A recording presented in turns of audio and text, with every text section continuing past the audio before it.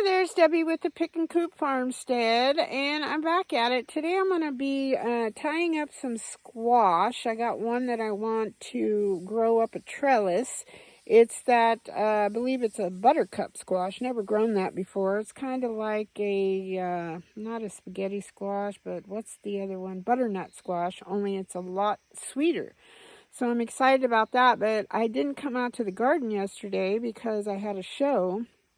And it's amazing how much it grows in one day. So I am going to tie that up, and then possibly, I think I'm going to put some of my squash on a tomato trellis, train them up like a squash tree, and then I'm going to do the pole method. I don't know how deep I can set the pole in my beds though, because I've got that screen bottom. So we'll see how that works out. So come along.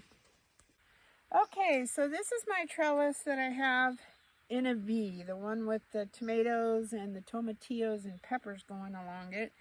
And here, right here, is my beautiful buttercup squash. And all these tendrils are starting to want to go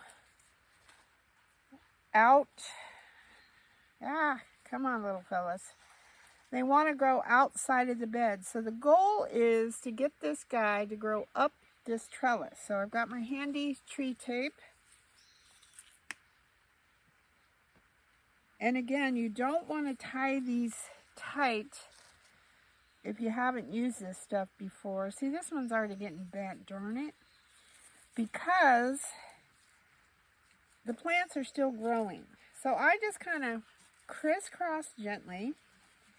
And I'm going to come up on this side of the trellis, because that's the goal, to get it to go up here. And loosely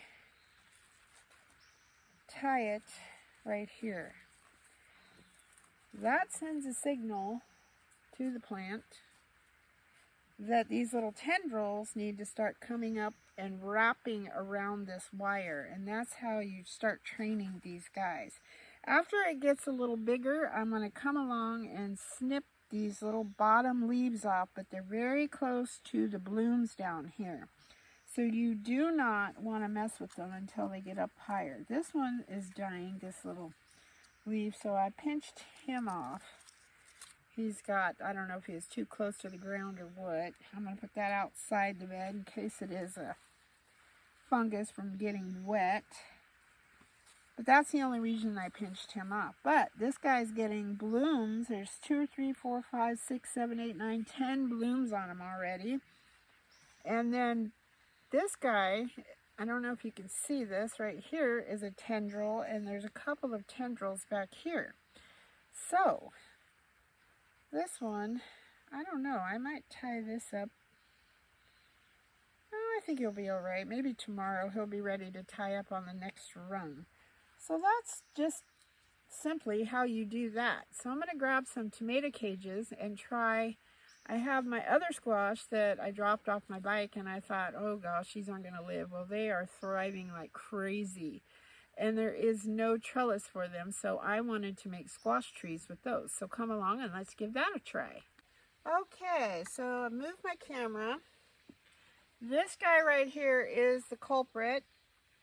The tendrils are already wanting to wrap around. There's a weed in here. Let's pull that out. But look at this guy. He's hanging over the bed. So my goal is to put him, my wire, let me start over. My wire on my tomato cage is longer than the bed. So the part I'm nervous about is perforating and making a hole in my bottom of my bed. So as you can see, let's show you, the wire is pretty long on there, but I'm going to try, let's see, the stem, try to get it as close to the stem as possible, center that stem, and we're going to push it in. I think it might be pretty sturdy. Let's see. Now before you seat it all the way down in there, I want to weave this stem up through my tomato cage. Oh, I broke a leaf, darn it. This is what happens when you wait too long for this. But I tell you, overnight, these things are just wanting to get monstrous. Okay, so I've got it far enough up off of the ground to where he is manageable. I don't know why my plants are always he's. So he's pretty manageable right there. Pull my leaves up. There we go. And now we want to start training this guy. I love the smell of squash plants. Don't ask me why. They are kind of prickly, so if you've never grown them before, you might want to wear some gloves. Okay, so I think what I'm going to do is tie him on this side. That'll give him enough room to, let's see, maybe I'll go down one more rung. Boy, there's just blooms all over him.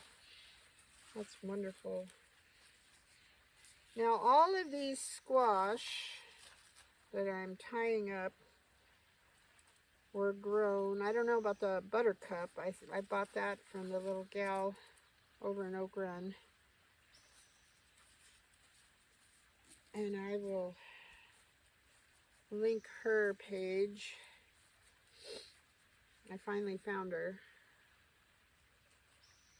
Alright, so we can put that outside. Don't know if you can see all this. I'll give you an elongated view here in a minute. So, we got them all up there. So then what I like to do is come down, and you can't really see through the other squash, but I'm looking at the bottom like I did the other one, and there is a leaf from laying on the ground in the water. It's kind of brown and icky, so you want to pull that guy off of there. You just don't want, and the reason for that is you don't want the rest of your plant to catch that little mildew for it to spread. So I'm just kind of winding things around. And then as it grows up and gets bigger, then you're going to prune these bottom leaves and it can keep going up and up. And this is, you know, pretty sturdy. So I'm thinking I probably got another more 6 inches I can go in this dirt. There. I should have waited on tying, but I'm afraid I'm going to break my plant. Alright, let's go a little farther. And the reason you want them in farther is so they're pretty sturdy, because if a big wind comes along, it's going to break your plant. It's going to knock the whole thing over, excuse me, and it will break your plant. Okay, so we're higher. I think I'm going to go a few more inches. It's not resisting yet. That's kind of resisting right there. So I'm going to stop right there. So let's take off our tie. And I always tie it to where it's easy to untie. Okay, I'm going to put this guy over here. Twist it. Come around. Tie a little bow if you can. Or just something that comes undone easily. Okay, now we got to revisit. This guy is not broken, is it? Nope. I'm gonna push him up. And squash, once you get them in the ground, are pretty darn hardy. So you have to be gentle, but not uber gentle with them. Alright, any weeds down here while you're here, toss them out. Okay, there we go. This guy is on his little tomato trellis. Now I'm going to grab, these guys aren't quite big enough to tree up on a pole, but I'm going to get a couple of poles and I'm going to put them next to the plant. That way they'll be all ready for when they get big enough, you can train them up on these poles. Okay, we're back, and I don't know if you can see these poles. These are old tent poles, and some are big and fat, and some are skinnier, and they're made to go to interlock like this. So what I like to do when I do my squash trees is I take the big fat ones and I put those in first. That way, when they grow up and they get tall, you can actually add that second pole if you need to. So I'm going to put this guy right next to the plant. You want to make sure that you don't go down and disturb the roots. So I'm going to move it out a couple inches. And remember, I have my bottom. I'm only going to go that far. That's pretty sturdy. Well, actually, I'm going to measure. That'd be smarter. Down to that bottom log. So I could technically go this far. Alright, let's go right to that line. There. Then that way, as it grows up, you can put that larger pole in there. So that one is ready. And there's another big guy right next to him. I'm going to put, can you see right there? Yep. Okay, so you want to locate the root of your plant, which is right about there. Go out a couple inches. Sink your pole.